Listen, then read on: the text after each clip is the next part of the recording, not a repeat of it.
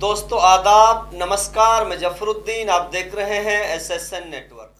आपको बता दें कि सोशल मीडिया के माध्यम से मिली जानकारी अनुसार बीती सोमवार को हड्डी विशेषज्ञ डॉक्टर फारूक खान पर तौहीद मोहम्मदपुर के लगाए गए 35,000 रुपये लेकर 4 साल की बच्ची अक्सा के पांव की हड्डी का ऑपरेशन व बाहर से दवा मंगाने के आरोपों की पड़ताल करने एसएसएन नेटवर्क टीम मांडीखेड़ा अस्पताल पहुंची, जिसको लेकर civil surgeon CMO doctor Sarvjeet Singh से मुलाकात कर मामले की जानकारी ली गई, जिसमें सिविल सर्जन ने बताया कि मुझे कोई शिकायत नहीं मिली है, बल्कि सोशल मीडिया व व्हाट्सएप के माध्यम से जानकारी मिली है। जब मेरे पास शिकायत आएगी तो जांच कमेटी नियुक्त कर जांच कराई जाएगी और जो भी दोषी होगा कार्रवाई अमल में लाई जाएगी। गलत किसी को परेशान नहीं किया जाएगा। वहीं इस मामले की जानकारी लेने के लिए हम डॉक्टर फारूक से ओटी में मिले, जहां पर पहले से ही एक व्यक्ति अपने बेटे का ऑपरेशन कराने की बातचीत कर रहे थे। मैंने अपने गुप्त कैमरे के माध्यम से महज सच्चाई जानने के लिए मरीज और मरीज के परिवार से हुई गुप्त बातचीत रिकॉर्ड की। बाद में डॉक्टर फारूक खान से भी इस प्रकरण के बारे में कैमरा के सामने जानने की कोशिश की गई। आइए सुनते हैं क्या कहते हैं civil surgeon doctor Sarvjeet Singh ji और हड्डी विशेषज्ञ डॉक्टर फारूक खान। फिर बता रहा हूँ, पुराना केस होने की वजह से 50-50 चांस है, इम्प्रूवमेंट हो भी सकती है, इम्प्रूवमेंट नहीं भी हो सकती। मैं बात कर रहा हूँ जोड़ के उड़ने की, पर जोड़ की जो अभी दिखने में जैसा दिख रहा है उससे बेटर हो जाएगा। पर रिस्की ऑपरेशन है, रिस्की ऑपरेशन है, मैं पहले बता रहा हूँ।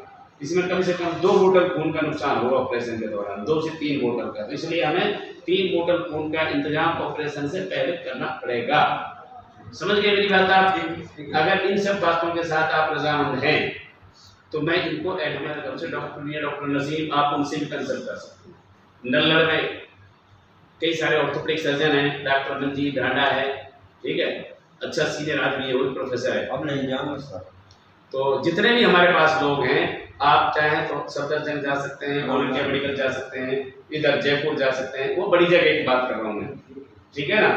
तो मेरा सजेशन है कि अगर आप बड़ी जगह का ऑपरेशन कराएंगे तो ज़्यादा बेटर रहेगा, क्योंकि मांडीखेड़ा इतनी बड़ी जगह नहीं है अभी कि हम यहाँ पे बहुत बहुत बड़ी सर्जरी कर सकें। ठीक है, मैं आती है, मैं कर दूंगा, मुझे करनी आती है, लेकिन यहाँ पे रिस्क इन्वॉल्व है। रिस्क तो हर जगह पे है, पर रिस्क कवर करने के लिए जो बड़ी जगह है वहाँ पे बड़ी बड़ी मशीनें उपलब्ध हैं। हमारे पास उतना बड़ा सेटअप यहाँ पे नहीं है।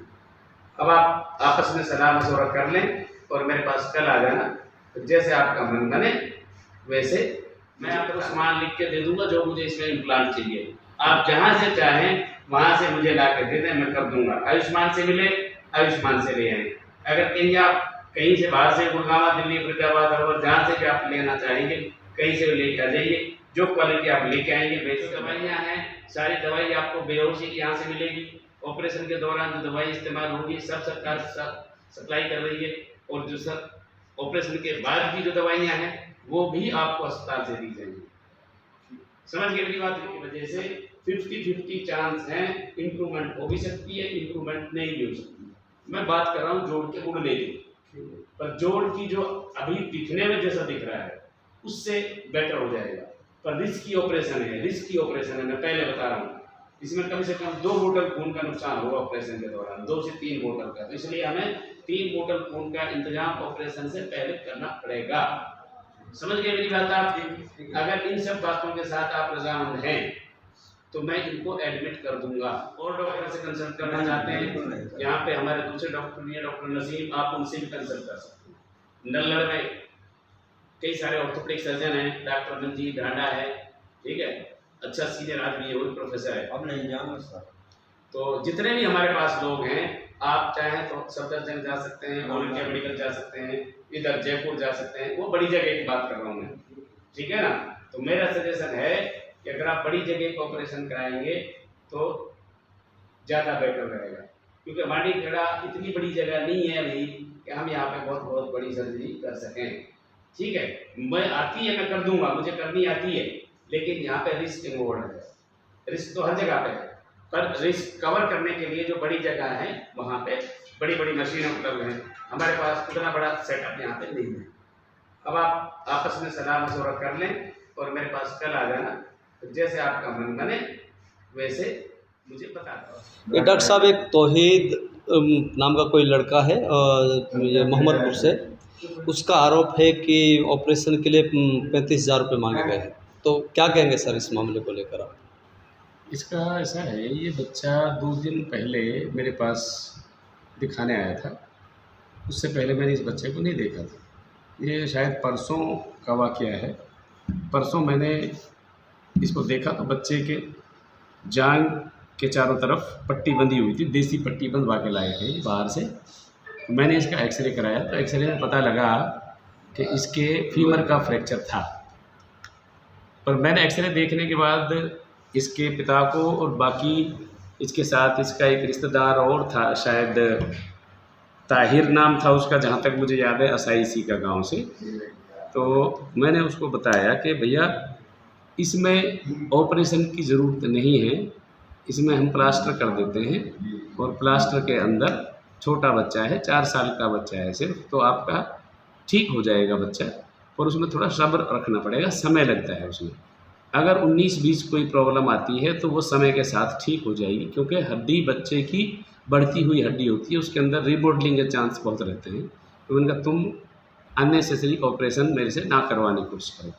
तो फिर वो एक्सरे लेके खड़ा हो गया उसका पिताजी, तौहीद ही शायद था। तो वो बोला डॉक्टर साहब इसमें तो हड्डी देखो कैसे दिख रही है, ऊपर दिख रही है, दाएँ दिख रही है, बाएँ दिख रही है। तो मैं बोला, मैंने कहा बेटा अगर आपको हड्डी बिल्कुल एंड टू एंड मिला के देखनी है तो वो तभी पॉसिबल है जब हम ऑपरेशन करके और इसमें 2 रोड लगा दें। बच्चों की स्पेशल रोड आती हैं, एसएस में भी आती है, टाइटेनियम में भी आती है, और ये क्वालिटी के ऊपर डिपेंड करता है कि आप किस क्वालिटी की इम्प्लांट उसमें इस्तेमाल कर रहे हैं। तो मैंने कहा हमारे पास भैया अगर आपके पास कोई आयुष्मान कार्ड है तो आयुष्मान कार्ड से आपका फ्री में ऑपरेशन हो सकता है, पर हमारे यहाँ पे वो स्कीम अभी नहीं चल रही है, वो न लड़ में जा सकते हैं उसके लिए। उसके बाद फिर वो बोले कि साहब हम खुद लेके आ जाएंगे सामान। तो मैंने कहा आप सामान लेके आओगे, हम जो है उस क्वालिटी का सामान इसमें लगा देंगे और आपके बच्चे को, अगर आप नहीं मानते हो तो हम इसमें रॉड डाल देंगे, ठीक है। पर क्योंकि सप्लाई में, सरकारी सप्लाई में जो चीज़ें हमारे पास हैं, चाहे वो बेहोशी की दवाई है, ऑपरेशन के दौरान इस्तेमाल होने वाली, चाहे ऑपरेशन के बाद की दवाइयाँ हैं, वो सब हमारे पास मौजूद हैं, वो सब यहीं से बच्चे को मिलेंगी। और उससे पहले भी जो बच्चे को इंजेक्शन चल रहे थे वो सारी की सारी दवाइयाँ हॉस्पिटल से ही दी जा रही थी।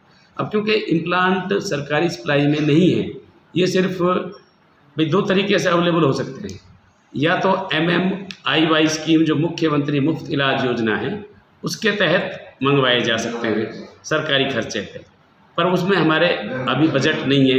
मैंने बोला भी था उनको भाई आप उससे पता करके देख लो, मैंने कहा नीचे SMO रूम में चले जाओ, CMO सर से पता कर लो, अगर उसमें अवेलेबल है बजट तो आप उनसे बात करके वहाँ से भी लेके आ सकते हो, अगर आ जाए तो तुम्हारा।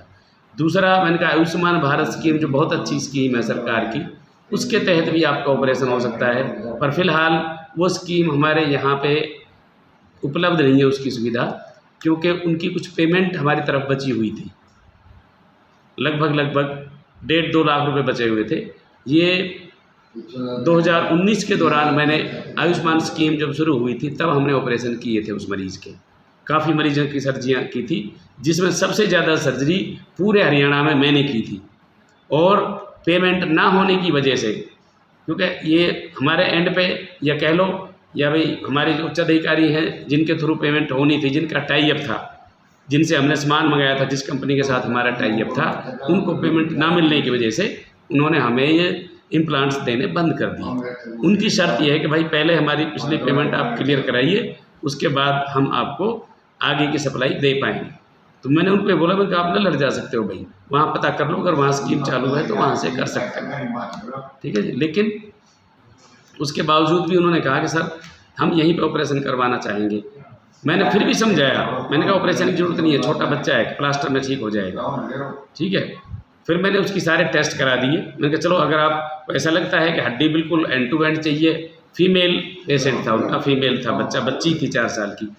तो वो कहने लगे साहब हमारे बच्चे में कभी दिक्कत रह जाए, कल को लड़की बड़ी होगी, पैर में फ़र्क रह जाए, तो हम ये सोचते हैं कि भाई आप इसमें रॉड डाल के ऑपरेशन कर दो। मैंने कहा भैया रॉड आपको बाहर से लेके आनी पड़ेंगी, वो हमारे पास नहीं होती है। आप जहाँ से भी लेके आना चाहो, जिस क्वालिटी की लेके आना चाहो, उस क्वालिटी की रॉड लेके आ जाओ। जितने की भी आएँ, 2000 की आएँ, 5000 की आएँ, 10,000 की आएँ, 15 की आएँ, वट जो भी आपका पैसा लगे। अलग अलग क्वालिटी की आती हैं, अलग अलग क्वालिटी के हिसाब से इसमें एसएस में भी आती हैं, इम्प्लांट्स जो होते हैं, टाइटेनियम में भी आती हैं, और हर कंपनी के अलग अलग रेट्स हैं depending upon the quality of the implant, कि किस क्वालिटी का इम्प्लांट हम उसमें लगा रहे हैं। ठीक है, तो ये सारी बात थी। बाद में मुझे पता लगा, परसों मैं शायद संडे की बात है, तो मैं दिल्ली गया हुआ था किसी काम से, तो मेरे पास इमरजेंसी से टेलीफोन आया कि सर एक बच्चा है, अक्षा नाम की पेशेंट है, और वो अपने बच्चे को उसके पेरेंट्स ले जाना चाहते हैं। जो ऑन ड्यूटी डॉक्टर था, मैंने उसको बोला, मैंने कहा बेटा ले जाने चाहते हैं तो कोई बात नहीं, भेज दो बच्चे को, आप जाने दो। मैंने कहा इनसे लिखवा लो कि हम अपने बच्चे को अपनी मर्ज़ी से ले जाना चाहते हैं, इनका जहाँ मन करे वहाँ चले जाएंगे। ये सारा मसला था और यही सच्चाई है। और मरीज़ ने जो बोला है कि भाई डॉक्टर साहब ने पैसे मांगे, मैं किस बात के पैसे मांगूंगा और क्यों मांगूंगा पैसे? तो देखा गया डॉक्टर साहब, आप लोगों ने काफ़ी ऐसे लोगों का ऑपरेशन किया है कि जो दिल्ली से भी लोग लौट कर आए हैं, या जो किसी का उनके पास कोई परिवार का कोई भी आदमी नहीं था, बाहर के रहने वाले थे, आप लोगों ने कई ऑपरेशन इस तरीके के किए हैं। तो कैसा आपको महसूस होता है, और जब इस तरीके के लोग आरोप लगाते हैं तो उसको आप कैसा देखते हैं? नहीं देखो, अगर मैं गलत हूँ कहीं पे, आरोप वालों का मुझे नहीं पता वो किसने उनको मोटिवेट किया है, किसने उनको मेरे खिलाफ भड़काया है। मुझे ऐसा लगता है कि इसमें कुछ लोगों की मिली भगत है, साजिश है मेरे खिलाफ। रोड वगैरह आती हैं तो ये सारी बाहर से मिलती हैं? ये बाहर से ही आती है। ये सिर्फ 2 तरीके हैं हमारे पास, या तो आयुष्मान स्कीम के तहत या MMIY के स्कीम के तहत अवेलेबल हो सकती है। तो इसको कैसा मानते हो, इसके आरोप को? सरेआम बेबुनियाद, एकदम झूठा। सर, एक तौहीद नाम का एक लड़का है, उसने अपनी बेटी का इलाज कराया लाफिया मंडीकड़ा हॉस्पिटल में, और उनका आरोप है कि उसका पाँव में फ्रैक्चर था, उसका इलाज करने के लिए जो है 35,000 रुपये मांगे गए हैं। तो सर इसके बारे में आपको क्या शिकायतें मिली हैं, क्या कहना है इसके बारे में?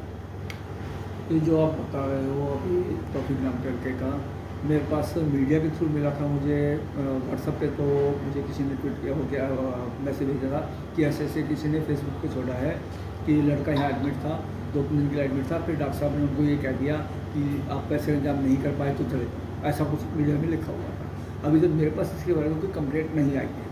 मैंने सुबह भी उनको बताया कि यदि कोई ऐसी बात है तो कंप्लेंट आते ही इसके ऊपर कार्रवाई की जाएगी, और जो भी इसमें दोषी है उसके अगेंस्ट कार्रवाई की जाएगी, उसके अगेंस्ट लिखा जाएगा। तो अभी सुनने में आया है कि नगीना थाने में जो है कि जो है शिकायत दे दी गई है।